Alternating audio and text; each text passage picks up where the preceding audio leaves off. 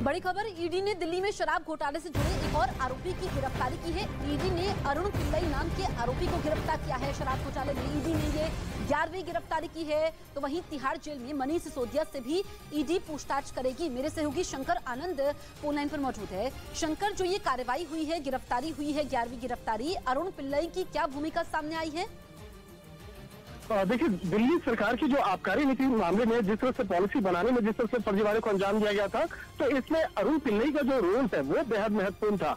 और जो भी महत्वपूर्ण मीटिंग होती रही उसमें ज्यादातर मीटिंग्स में अरुण पिल्लई भी होते थे। तो अरुण रामचंद्र पिल्लई जो है, इनको केंद्रीय जांच एजेंसी ईडी के द्वारा गिरफ्तार किया गया है। हालांकि इस मामले में कुल 15 आरोपी बनाए गए थे, जिसमें कि अरुण रामचंद्र पिल्लई की अगर बात करें तो ये 14वें नंबर के आरोपी उनको बनाया गया था। और जिस तरह से सीबीआई इस मामले में पड़ताल कर रही थी, सीबीआई सबसे पहले इस मामले में अरुण पिल्लई से पूछताछ किए थे। उसके बाद इसी मामले में ईडी के द्वारा पूछताछ की गई थी। तो कल भी पूछताछ के लिए अरुण पिल्लई को बुलाया गया था और उसके बाद देर रात तक इस मामले में पूछताछ की गई। और उसके बाद आज सुबह तड़के में अरुण पिल्लई को औपचारिक तौर पर गिरफ्तार किया गया है। अब आगे इस मामले में आज कोर्ट में पेश किया जाएगा और पेश करने के बाद ज्यादा से ज्यादा दिनों की रिमांड मांगी जाएगी। हालांकि जिस तरह से देखा जाए, ईडी के द्वारा इस मामले में अभी तमाम आरोपियों से पूछताछ हुई है। आने वाले वक्त में कुछ और भी आरोपियों की गिरफ्तारी इस मामले में संभव है।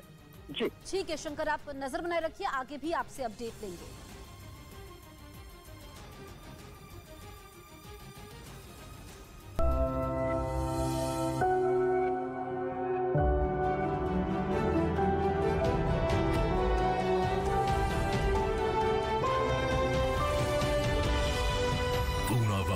FinCorp presents News 18 Rising India Real Heroes।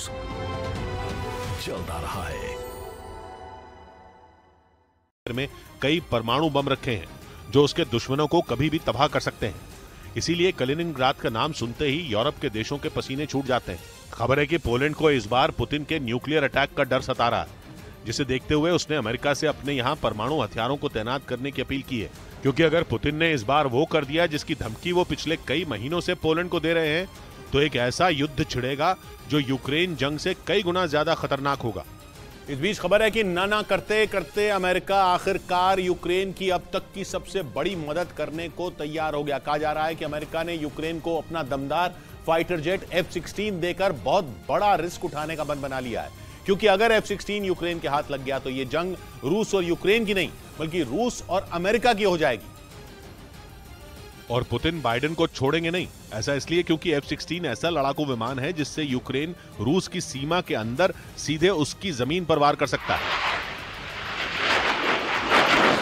इसी डर से अमेरिका यूक्रेन को मल्टी रोल F-16 जेट देने को तैयार ही नहीं था, क्योंकि अगर उसके एक भी F-16 से रूस पर हमला हुआ तो पुतिन इसे सीधा अमेरिका का हमला मानेंगे। लेकिन अमेरिकी न्यूज चैनल CNN की रिपोर्ट है कि यूक्रेन के 2 पायलट अमेरिका के एक मिलिट्री बेस पर फ्लाइट सिमुलेटर टेस्ट लेकर ये देख रहे हैं कि उन्हें F-16 को उड़ाना सीखने में कितना वक्त लगेगा। इसी वजह से कयास लगाए जा रहे हैं कि अमेरिका जल्द ही यूक्रेन को F-16 दे सकता है।